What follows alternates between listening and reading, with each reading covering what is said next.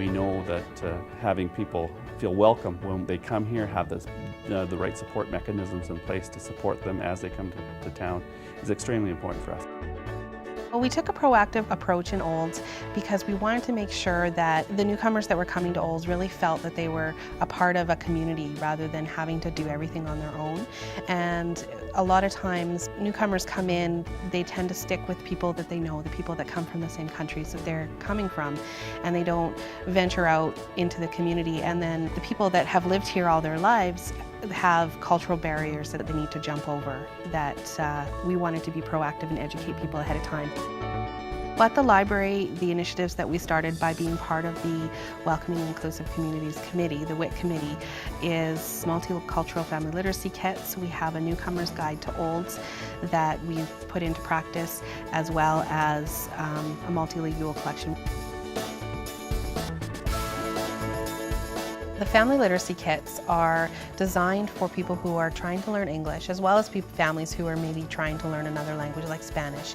And inside the kit, we have dual language books, we have visual dictionaries, we have games for the families to play together, we have puppets, everything that you can think of. Markers, this sort.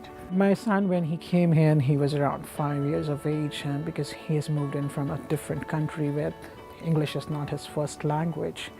So this library has helped him to improve his English skills.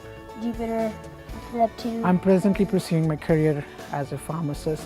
To be a Canadian pharmacist is totally different from India. So these people over here in this library, presently they are helping me with my studies. And as I came in today, they handed over me one of the books which they ordered. So I think they are doing a pretty good job.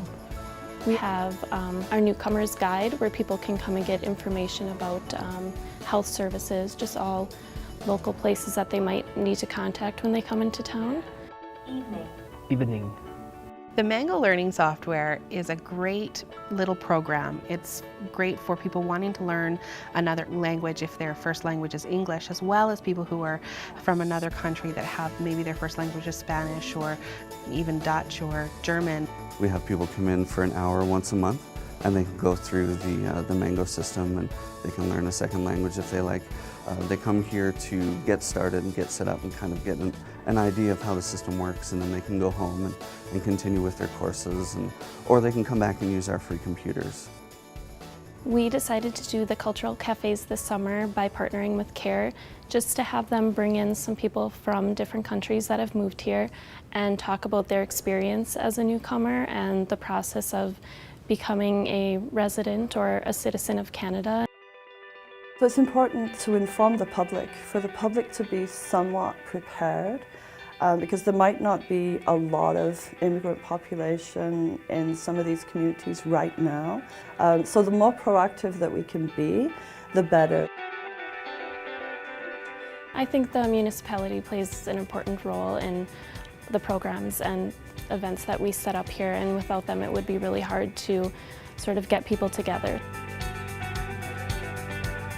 The municipality has been very supportive. They also sit on the committee, so they keep abreast of what we're doing, as well as contributing and helping with the planning of it. We would have probably come together and shared ideas, but we wouldn't have been able to go as far as we had if we didn't have the municipality support. Our community is growing, and we want to make sure that with that growth we maintain the quality of life and the elements that make it a comfortable, small-town community with many of the amenities and benefits that the larger population will bring to us. We want to encourage people to get involved in that and stay involved in that, so that as the community grows, the activities and services and programs that we have will continue to be there. I think a greater understanding of different cultures has been a huge benefit to our community. A lot of our temporary foreign workers are able to become landed immigrants after they've come to Olds because we have proactive employers in town, and I think that's a huge benefit. It helps a lot, especially for the very newcomers when they don't know anybody. It can help to feel like you are involved in the community, you can meet people, and to talk in English language. We really look to the community to gauge where pinch points are and how we can resource things in maybe a little bit different way and really come up with solutions that are meaningful in our context in Olds. You have to really strategize what's the best for your community and then get enough people on the committee to actually do all of those tasks. And if you have a small committee, only take on as much as you can actually handle. Also get the newcomers involved because they're passionate about their own cultures and they love being part of the committee. They love being part of the community. I think any community can do the same thing that we've done here so far, as long as they have strong partnerships and have people willing to be on board for these programs. It's just great to include whoever we can, and by doing that you have all different resources and people coming together to make these newcomers feel welcome and make them feel like they're a part of our community. We wouldn't have a welcoming, inclusive communities committee if we didn't have people who were absolutely committed to improving the quality of life of our community. People have always believed in quality of life.